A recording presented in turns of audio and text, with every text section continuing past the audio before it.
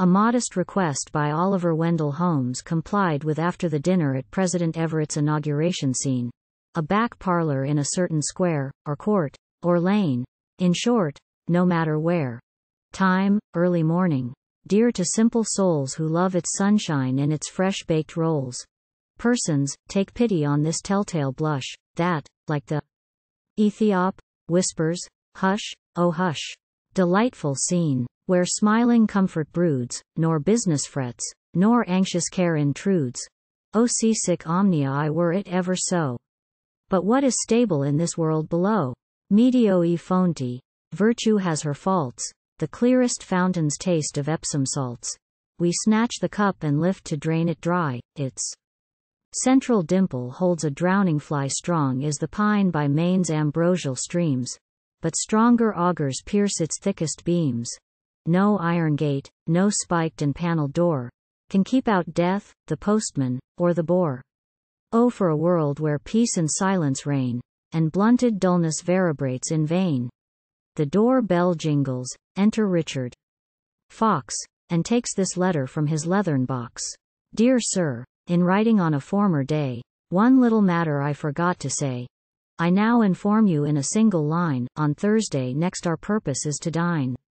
The act of feeding, as you understand, is but a fraction of the work in hand. Its nobler half is that ethereal meat the papers call the intellectual treat. Songs, speeches, toasts, around the festive board drowned in the juice the college pumps afford. For only water flanks our knives and forks, so, sink or float, we swim without the corks. Yours is the art, by native genius taught, to clothe in eloquence the naked thought. Yours is the skill its music to prolong through the sweet effluence of mellifluous song. Yours the quaint trick to cram the pithy line that cracks so crisply over bubbling wine. And since success your various gifts attends, we, that is, I and all your numerous friends, expect from you, your single self a host, a speech, a song, excuse me, and a toast. Nay, not to haggle on so small a claim, a few of each, or several of the same. Signed, yours, most truly, no. My sight must fail, if that ain't Judas on the largest scale. Well, this is modest. Nothing else than that. My coat, my boots, my pantaloons, my hat, my stick, my gloves, as well as all my wits, learning and linen, everything that fits. Jack, said my lady, is it grog you'll try, or punch, or toddy, if perhaps you're dry? Ah, said the sailor, though I can't refuse, you know, my lady, tea ain't for me to choose. I'll take the grog to finish off my lunch, and drink the toddy while you mix the punch. The speech. The speaker, rising to be seen, looks very red, because so very green. Closing parenthesis. I rise, with unaffected fear, louder. Speak louder, who the deuce can hear? I rise, I said, with undisguised dismay. Such are my feelings as I rise, I say, quite unprepared to face this learned throng, already gorged with eloquence and song. Around my view are ranged on either hand the genius, wisdom, virtue of the land. Hands that the rod of empire might have swayed, close at my elbow stir their lemonade. Would you like Homer learn to write and speak? That bench is groaning with its weight of Greek. Behold the naturalist who in his teens found 6 new species in a dish of greens. And lo, the master in a statelier walk, whose annual ciphering takes a ton of chalk. And there the linguist, who by common roots throw all their nurseries tracks old nose shoots, how Shem's proud children reared the Assyrian piles, while hams were scattered through the Sandwich Isles. Fired at the thought of all the present shows, my kindling fancy down the future flows. I see the glory of the coming days o'er time's horizon shoot its streaming rays. Near and more near the radiant morning draws in living luster, rapturous applause. From east to west the blazing heralds run, loosed from the chariot of the ascending sun, through the long vista of uncounted years in cloudless splendor, 3 tremendous cheers. My eye prophetic, as the depths unfold, sees a new advent of the age of gold, while o'er the scene new generations press, New heroes rise the coming time to bless, not such as Homer's, who, we read in Pope, dined without forks and never heard of soap, not such as May to Marlborough Chapel brings, lean, hungry, savage, anti-everythings, copies of Luther in the pasteboard style, but genuine articles, the true Carlyle. While far on high the blazing orb shall shed its central light on Harvard's holy head, and learning's ensigns ever float unfurled here in the focus of the new-born world, the speaker stops, and, trampling down the pause, roars through the hall the thunder of applause, one stormy gust of long-suspended awes. One whirlwind chaos of insane hurrahs, the song. But this demands a briefer line, a shorter muse, and not the old long 9.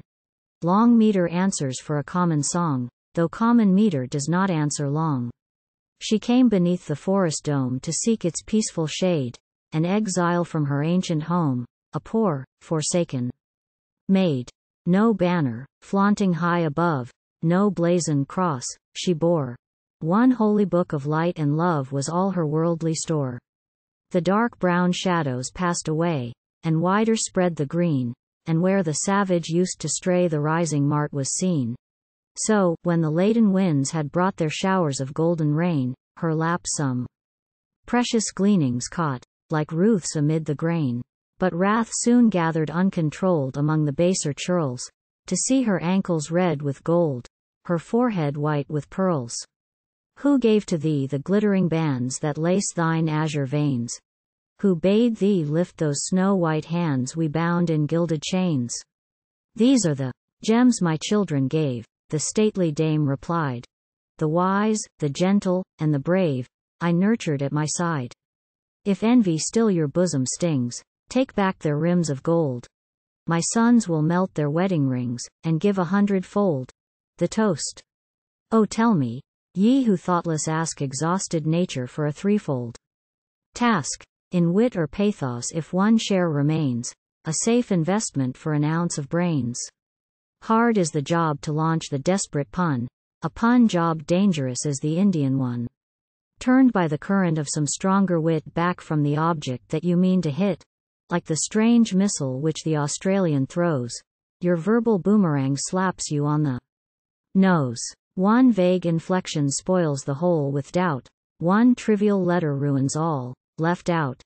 A knot can choke a felon into clay, a knot will save him, spelt without the K.